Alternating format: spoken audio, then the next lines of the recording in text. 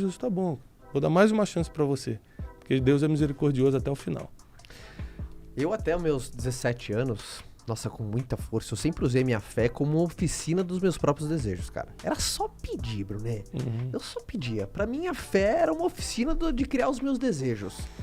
E eu vejo que isso é um grande ponto de gargalo. Eu não consigo afirmar com exatidão, mas eu vejo que são 2 pontos, assim, que a fé, que eu vejo que é um ponto de que muita gente se encontra, assim, parece que é um afunilamento, sabe, curva de rio. As pessoas que usam a fé como oficina dos seus próprios desejos, por exemplo, aquela pessoa que às vezes reza todo dia à noite é pra pedir, eu espero que amanhã eu consiga isso, e é oficina de desejo ali, vamos lá, coloca ali. E aquelas pessoas que resgatam a fé no momento de muito desafio.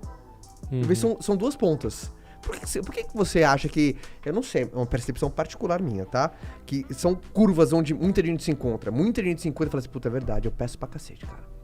Só peço. E a tua visão disso? O quanto é legal, não é legal, pedir demais, não pedir, qual que é às vezes, sabe, qual que é o ponto limite de... Eu acho que a sua relação com Deus é baseada nas experiências que você teve. Tá. Então, quem não teve nenhuma experiência com Deus ainda, vai pedir coisa até sem noção. O próprio livro do apóstolo Tiago, capítulo 4, diz: pedis e não recebeis, porque pedis mal, para gastardes com os vossos próprios prazeres. Uau. Então, nossa, repete, cara, achei incrível. Tiago, capítulo 4, tá.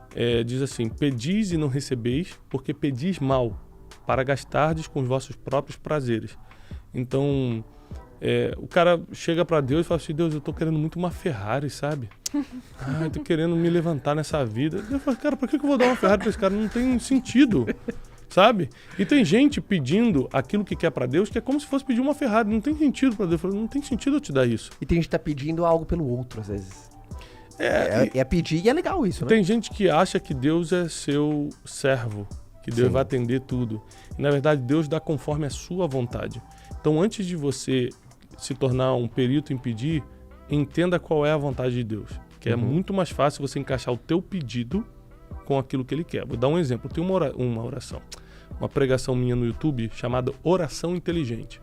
Tem quase 3 milhões de views no YouTube, só essa pregação. Tá.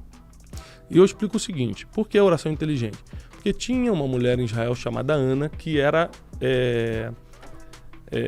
quando não pode ter filho, estéril. Era estéril. Tá. E o sonho dela era ter um filho e ela não conseguia ter filhos. Naquela época podia ter mais de uma esposa. O marido dela, Eucana, tinha uma outra esposa chamada Penina, que tinha filhos e ficava caçoando dela.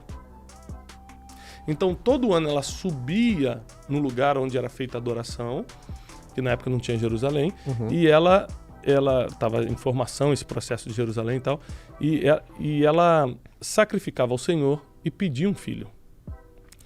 E a Bíblia diz que Deus, vendo que ela estava sendo caçoada por outra, Deus intervém a favor dela. Porque a Bíblia diz assim que quando o teu inimigo cair, não ria dele. Porque Deus pode ver isso e ter misericórdia do inimigo.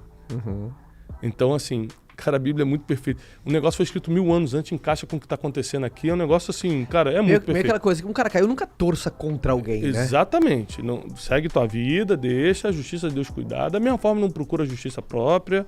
A Bíblia diz que nós temos um advogado, Jesus Cristo, é ele que resolve. E eu creio nisso e estou de pé até hoje, 40 anos de idade, estou seguindo. Tá. Então,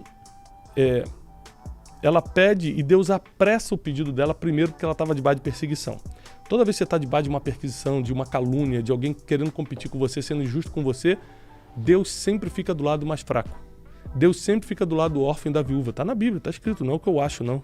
Então, nunca oprime o mais fraco, que geralmente Deus toma um partido do mais fraco. Segunda coisa que a gente aprende aqui é que ela começa a pedir um filho a Deus, começa a pedir um filho a Deus, começa a pedir um filho a Deus e Deus nunca dá.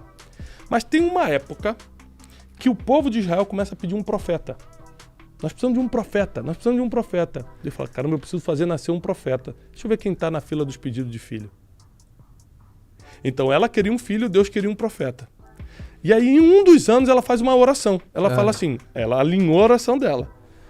Se tu me deres um filho, eu te devolvo o mesmo filho como um profeta. Ele falou, fechado. Deus dá o filho para ela no mesmo ano.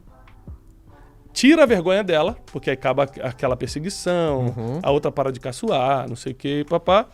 E ela pega Samuel, nasce o famoso profeta Samuel, daí vem o famoso profeta Samuel, que foi o profeta que ungiu Davi a rei, pai de Salomão. E ela devolve ele no templo e fala assim, ó, tá aqui meu filho. Quando ele desmamou, ela levou no templo e falou, tá aqui, eu devolvo. Aí a Bíblia diz, e Ana volta para casa e tem muitos outros filhos e filhas.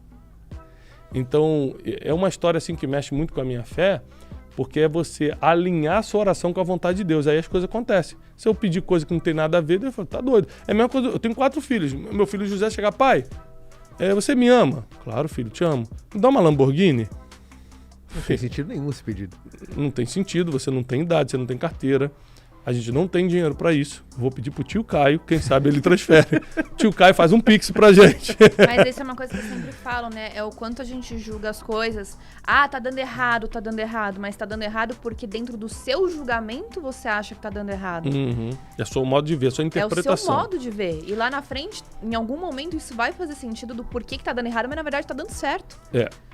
Isso tem a ver com uma frase que eu coloquei num dos meus últimos livros. Agora eu coloquei o seguinte: o que você chama de problema, Deus chama de treinamento. Então pra você é um problema. Espetacular. Exato. Entendeu? Você tá vendo como problema. Deus que tá lá de cima já viu a linha do tempo toda, É um viu a processo. timeline, já viu. Ele falou: isso aqui é um treinamento necessário pra você entender isso aqui na frente. Só que você não consegue chegar lá na frente, então você acha que é só um problema. E não Cara, é um treinamento. É muito bom viver assim, com essa linha. Não facilita o encarar de cada coisa? Não, facilita muito. A gente acabou, por exemplo, de perder uma amiga muito querida, morreu. Ataque do coração do nada, nova. Puf. Chegou lá no enterro, aquele clima normal de enterro, o pessoal chorando e tal, mas não tinha ninguém depressivo, não tinha ninguém angustiado, porque todo mundo ali tinha a mesma fé. A fé em Cristo faz você enxergar a vida mais leve. Tá. Primeiro que é a única fé que te dá esperança para tudo. A Bíblia diz em Romanos, nenhuma condenação há para o que está em Cristo Jesus. Então o cara está oprimido por causa do passado que ele teve. A mulher acha que nunca mais será perdoada por causa da vida que levou lá no passado. E Jesus fala, não, em mim todo mundo é nova criatura, eu deleto o teu passado. Eu deleto o teu passado e escrevo o teu futuro. Aí dá esperança. Morte. Essa terra aqui não é o fim, é só o começo. Então você morre, você começa uma nova vida e eterna agora. Então, não existe nada, nenhum problema que você me traga que o evangelho não ofereça uma esperança. E leve. Leve, tranquilo. Como que você estuda a Bíblia? Você um, dois, três e Não, abre ali. Não. Eu depende. Se eu preciso ser intencional numa mensagem, geralmente eu prego uma vez por semana para YouTube. Tá. Né? Eu sou intencional. Eu penso num tema. Tá. Assim, essa semana eu quero falar sobre o medo. Interrompendo esse vídeo rapidão para te mostrar uma fonte de renda que você vai construir através da internet, que mais de 150 mil alunos já tiveram acesso a essa fonte de renda e estão conseguindo ter ganhar dinheiro através da internet de forma passiva, renda passiva, construindo diversas fontes de renda. Então vai lá conferir que quem chega primeiro bebe água limpa. Então confere lá para você também ficar por dentro dessa novidade aí e conseguir ganhar dinheiro através da internet. Confere aí o primeiro link da descrição.